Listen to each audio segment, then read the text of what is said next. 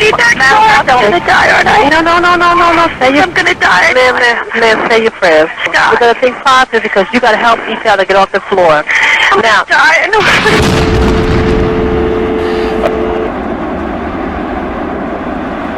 A new type of war. That's what it is.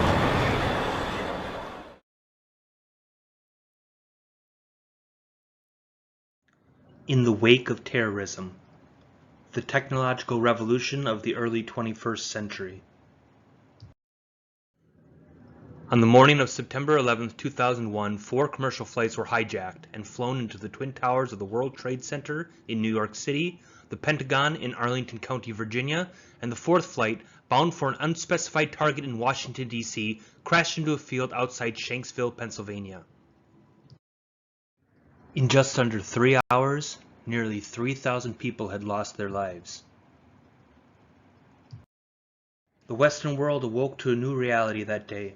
Never in our culture's history had a threat by so few had such a profound and widespread effect on so many.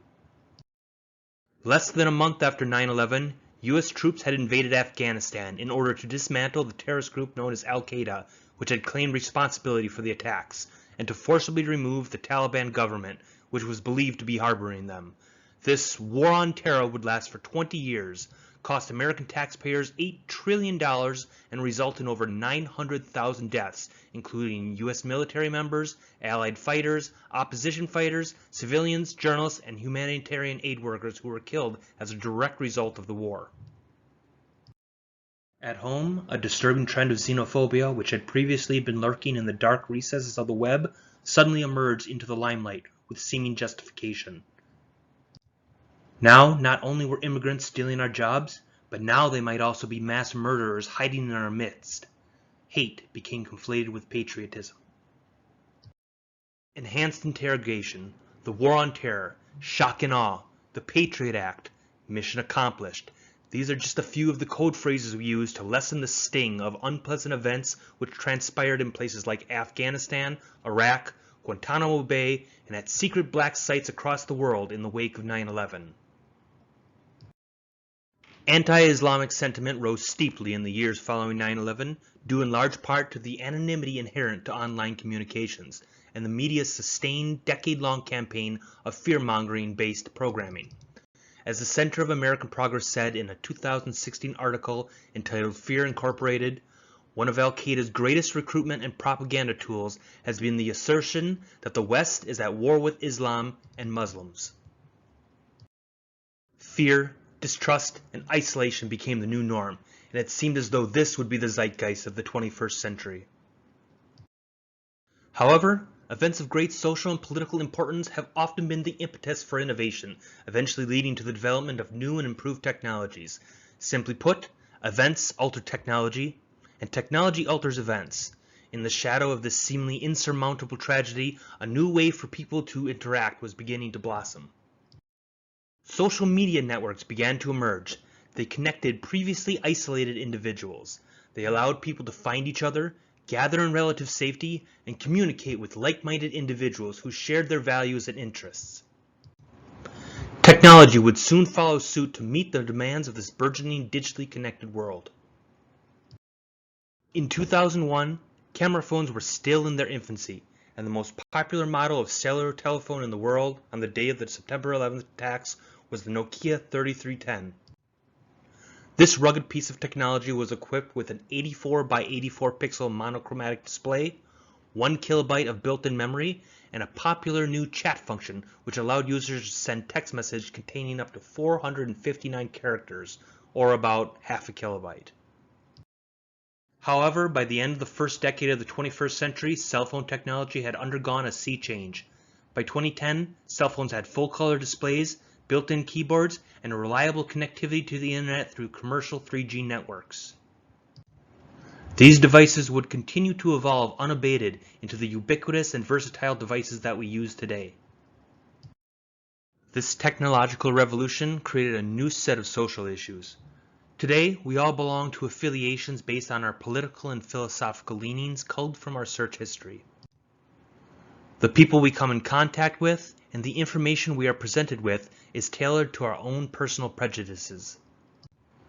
We have never been more connected, yet we are more divided than ever before. Ironically, the interconnectedness of our world today has inversely made our views more insular. Filter bubbles selectively assume the information we want to see. We tend to encounter significantly less contact with contradicting viewpoints, causing us to become intellectually isolated. When we encounter less and less conflicting information, our confirmation bias tends to give us a false sense that everything we think, feel, and say is unequivocally correct. When our ideas become above reproach, conflict occurs and implacable situations become inevitable. Personally, looking back on these events has been quite an emotional exercise. At the time, I was 18 years old, struggling to figure out my own place in the world. I was attending Fox Valley Technical College in Appleton, Wisconsin. My parents paid my rent and gave me a $50 per week stipend for food. I was somehow scraping by on ramen noodles and the goodwill of friends. Often referred to as this generation's JFK assassination, anyone old enough to remember can recall exactly where they were and what they were doing when they heard about the 9/11 attacks. When the first plane struck, I was nearly 800 miles away, heading towards an early morning class when I heard something on the radio about a big fire in New York City. By the end of the day, I was convinced that World War III had started. Only a few months prior, as an adult male citizen of the US, I had been required to register on SSS.gov for selective service in order to be eligible for federal student loans, most federal jobs, and to avoid fines as high as $250,000 and up to 5 years in prison. I felt completely duped. Here I was, barely 7 months into adulthood, and I had already signed my life away to fight in an old man's war. I went to bed that night, coming to terms with the fact that I was most likely going to be drafted, deployed, and die on some godforsaken shore fighting against a new axis of evil that had somehow manifested itself overnight in America and its allies' collective blind spot. Thankfully, my worst fears did not come to fruition. Instead, life somehow went back to normal, albeit a new normal.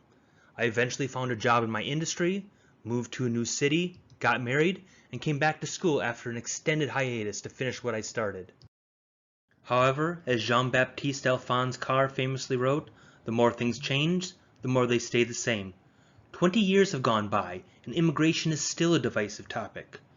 The Taliban are back in power in Afghanistan, and the unvaccinated have come to replace terrorists in the fearful hearts of the many.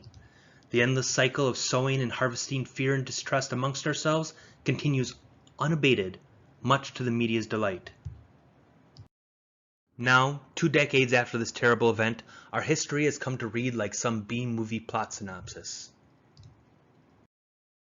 At the turn of the century, a devastating terrorist attack cultivates in a new climate of paranoia, xenophobia, isolation, and fear.